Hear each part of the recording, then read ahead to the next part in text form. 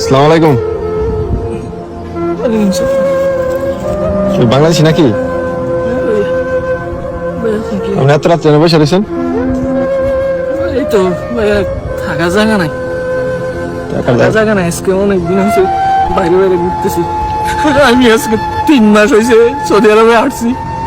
দালালে আইনা আমারে কাজও দেয় না, কিছু না। এক জায়গায় কাজও গেছি, 1 মাস হয়েছে কাজের টাকাও দেয় না। এখন একজনের রুমে থাকতাম, খাইতাম, বার করে দিছে ভাইয়া। ভাইরে, একজন পুরুষ কতটা অসহায়, কতটা নিঃস্ব হলে যে সে কান্না করে, এই ভিডিওটা না দেখলে কখনোই বুঝতে পারতাম না। এই প্রবাসী ভাইটা, তিনি পরিবারকে সুখী রাখার জন্য সব কিছু বিসর্জন দিয়ে তিনি কিন্তু বিদেশে চলে যায়। সেখানে সে দালালের খপ্পরে পড়ে এবং সে 1 মাস থেকে এক জায়গায় ডিউটিও করে, কিন্তু সে বেতন পায় নাই। এখন সে রাস্তায় রাস্তায় ঘুরে বেড়াচ্ছে এবং রাস্তায় ঘুমাচ্ছে।